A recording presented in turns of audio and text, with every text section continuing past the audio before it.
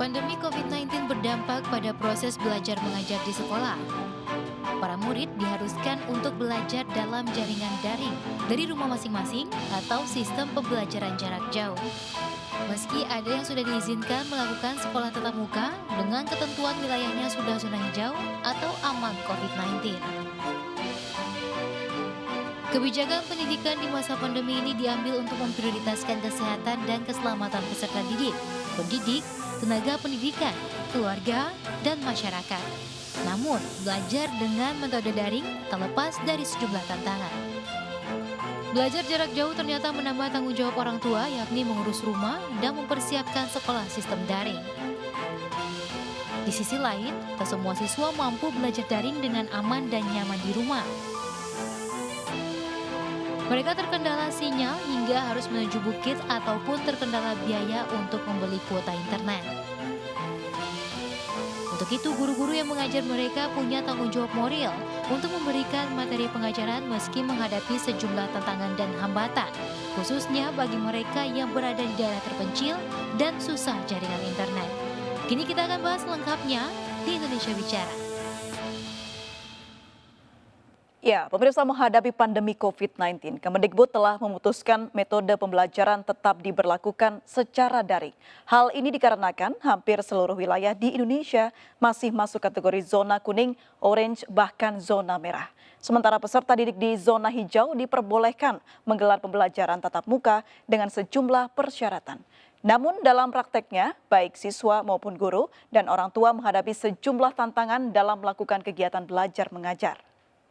Kita akan bahas malam ini bersama saya, Aprilia Putri. Dan pemirsa, sebelum kami hadirkan perbincangannya, terlebih dahulu kami akan sampaikan rangkaian informasi kepada Anda. Informasi pertama, pelanggaran masih terjadi di hari ketiga sistem ganjil genap yang diterapkan Pemprov DKI Jakarta. Ganjil genap diterapkan Pemprov DKI Jakarta di 25 ruas jalur ibu kota.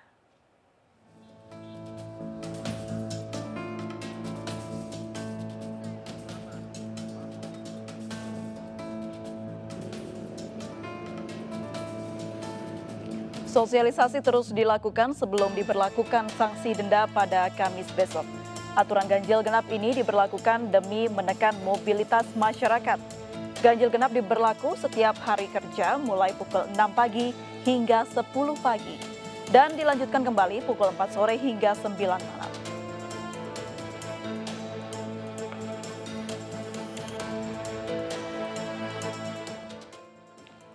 Razia kepatuhan di kawasan Johar Baru, Jakarta Pusat diwarnai adu mulut antara Satpol PP dengan seorang tukang jamu. Pedagang jamu bersikeras menolak penggunaan masker karena hanya berada di dalam tokonya. Petugas pun terpaksa membawa penjual jamu ke posko penindakan. Razia kepatuhan tak hanya menjerat pedagang, sejumlah pejalan kaki dan pengendara sepeda motor juga kedapatan tidak menggunakan masker di tempat umum. Bahkan beberapa pengendara motor berbalik arah menghindari razia kepatuhan tersebut. Satpol PP berpegang pada Pergub DKI Jakarta nomor 51 tahun 2020 tentang PSBB transisi. Banyaknya pelanggar yang tidak mampu membayar denda administrasi membuat petugas hanya memberikan sanksi sosial berupa menyapu jalan.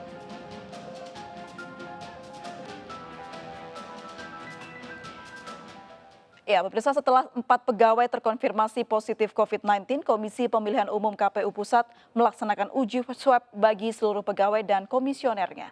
Tim medis menyiapkan 500 alat uji dan diperkirakan selesai dalam 2 hari. Swab dilakukan memutus rantai penyebaran COVID-19 di lingkungan KPU. Tes ini juga dilakukan untuk memastikan kondisi para pegawai dan komisioner benar-benar sehat menjelang pesta demokrasi Pilkada Serentak 2020. Tes swab dilakukan oleh tim medis dari Badan Intelijen Negara BIN selama 2 hari hingga Rabu. Pegawai yang terkonfirmasi positif COVID-19 akan diharuskan menjalani isolasi mandiri selama 14 hari.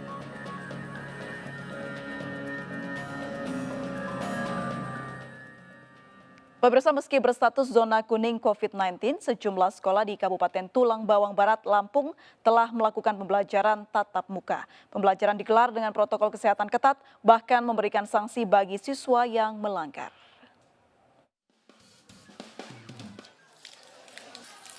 SMA Negeri 1 Panaragan merupakan satu dari beberapa sekolah di Kabupaten Tulang Bawang Barat, Provinsi Lampung yang telah melakukan pembelajaran tatap muka.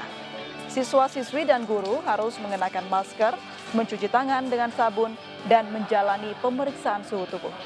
Siswa-siswi juga dibagi dalam beberapa kelompok, masuk sekolah bergantian sehingga jaga jarak antar murid di dalam kelas dapat terjaga.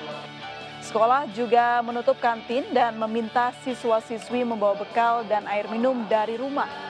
Sejumlah siswa-siswi mengaku senang bisa sekolah tatap muka kembali.